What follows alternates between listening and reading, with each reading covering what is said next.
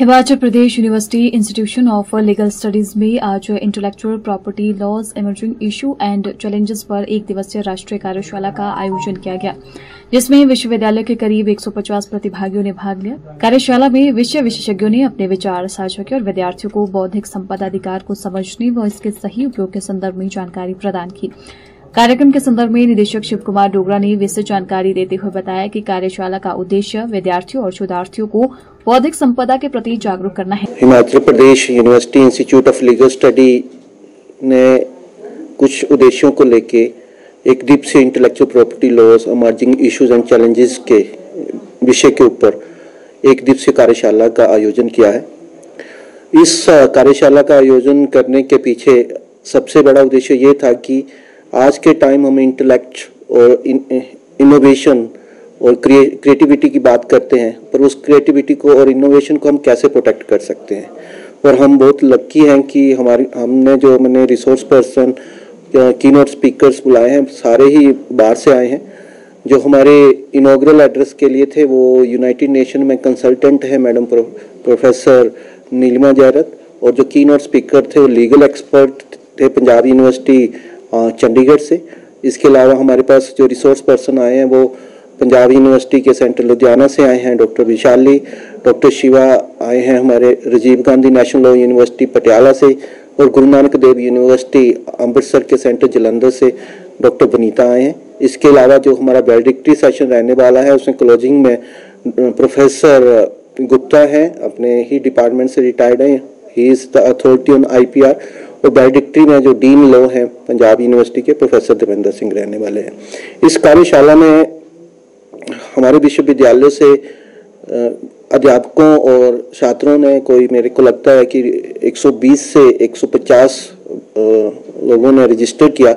इसका मुख्य उद्देश्य ये है कि जो हमारे 3 विंग हैं इंटेलेक्चुअल प्रॉपर्टी के, कॉपीराइट, ट्रेडमार्क, पेटेंटिंग, इसके बारे में एक डिटेल में उनको जानना और कैसे हम किस प्रोसेस को हम कैसा पूरा कर सकते हैं। हमने कोई पेटेंट लेना है तो उसकी क्या प्रक्रिया रहती है, कैसे हमें उसको फाइल करना है, क्या कानूनी और किस तरह की जो है रेगुलेशंस रहते हैं, सारा ही उसके ऊपर चर्चा होने वाली है। कॉपीराइट्स के ऊपर चर्चा होने वाली है, अपना ट्रेडमार्क्स के ऊपर चर्चा होने वाली है। इसके साथ साथ जो ज्योग्राफिकल इंडिकेशन है, जैसे हमारा चंबा रुमाल है, कुल्लू शाल है, इस तरह से हमारी 10 एक चीज़ें, जैसे हमारे को एक GI टैग्स मिला है, तो उसके लिए हम कैसे अप्रोच कर सकते हैं, हमारी ट्रेडिशनल नॉलेज को, हेरिटेज को, कल्चर को हम कैसे प्रोटेक्ट कर सकते हैं, उसको लाइसेंसिंग करवा सकते हैं through patenting, copyright and trademarks. ऐसे कुछ सारे ही विषयों के ऊपर हम पूरा दिन एक्सपर्ट्स जो हैं पूरे बच्चों को बताएंगे, पूरा प्रोसीजर बताएंगे।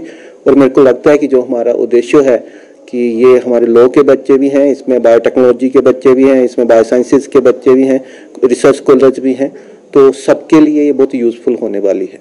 वहीं कार्यक्रम में पहुंचे विभिन्न संस्थानों के विषय विशेषज्ञों ने अपने विचार साझा किए। जो आज की वर्कशॉप हुई ये हमारे सारे बच्चों के लिए, हम सब के लिए इनफैक्ट बहुत ज़रूरी है, क्योंकि इसमें विज्ञान और लीगल इश्यूज दोनों का समावेश है। तो अकेला अगर साइंटिस्ट कोई काम कर रहा है और अगर वो लॉ की जानकारी नहीं रखता तो भी उसका कोई फ़ायदा नहीं होगा, बिकॉज ये जो इंटेलेक्चुअल प्रॉपर्टी राइट्स हैं, ये हमारी जो बौद्धिक क्षमता है उससे जो भी हम सोचते हैं, कुछ नया बनाते हैं, नवाचार जो हम करते हैं, उस नवाचार को प्रोटेक्ट करने के लिए, उसके संरक्षण के लिए है कि इस नवाचार का फ़ायदा उसको हो जिसने इसके बारे में, इस पर काम किया है, जिसने इस नवाचार को खोजा है। तो